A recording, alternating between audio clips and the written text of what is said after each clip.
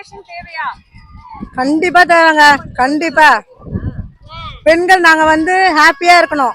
எப்பவுமே ஆம்பளைங்க தான் ஹாப்பியா இருக்கணும், நாங்க தான் வெளியே போனோம் அப்படிலாம் கிடையாது. எங்களுக்கு சம உரிமை இருக்கு, நாங்களும் ஹாப்பியா இருக்கணும்.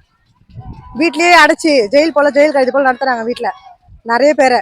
அதனால ஹாப்பியா நிறைய பேரை வெளியே கூட்டிட்டு வந்து சந்தோஷமா இருக்கணும்னு நாங்க கூட்டிட்டு வந்துருக்கிறோம். ஆண்களுக்கு ஈக்குவலா சம உரிமை இருக்கு பெண்களுக்கு அப்படின்றாங்க, இப்ப இருக்கா?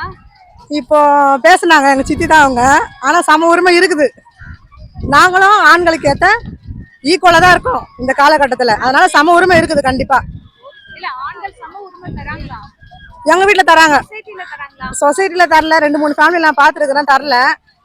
ஆனா எங்க ஃபேமிலியில கண்டிப்பா எங்க வீட்டுக்காரர் என்ன ஈக்குவலா, அவருக்கு ஈக்குவலா தான் வச்சிருக்காரு. நான் ஹாப்பியா தான் இருக்கிறேன். இந்த ஜெனரேஷன்ல பெண்களுக்கு பாதுகாப்பு எப்படி இருக்கு? பாதுகாப்பு இல்லைங்க, பெண்களுக்கு பாதுகாப்பே கிடையாது. 2 வயசு குழந்தை, 3 வயசு குழந்தை, பாலியல் தொல்லை நிறைய பாக்குறோம் இந்த ஒரு 4 இயர்ஸ்ல. பெண்களுக்கு பாதுகாப்பே கிடையாது. இந்த வர வருஷத்துல மாற்றங்கள் நிறைய இருக்கும், கண்டிப்பா இருக்கும், மாற்றங்கள் இருக்கும். 2026 கண்டிப்பா மாற்றம் இருக்கும், தளபதி வந்தா. சொல்லுங்க சொல்லுங்க. எனக்கு ரோல் மாடல் எங்க அம்மா தான். எங்க அம்மா தான், ஆமா.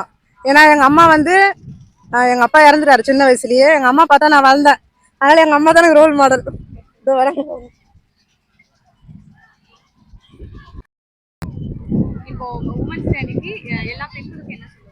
எல்லா பெண்களுக்கும் என்ன சொல்ல வரேன்னா, சந்தோஷமா இருக்கணும், ஹாப்பியா இருக்கணும். மற்றபடி எந்த தப்பும் பண்ணக்கூடாது.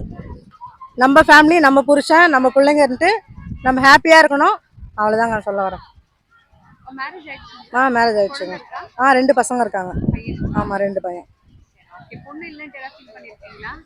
பொண்ணு இல்லைன்னு ஃபீல் பண்ணாங்க அப்போ, ஆனால் இப்போ ஃபீல் பண்ணல. ஏன்னா பொண்ணு வளர்க்குறது ரொம்ப கஷ்டம், அதனால நான் இப்போ ஃபீல் பண்ணல.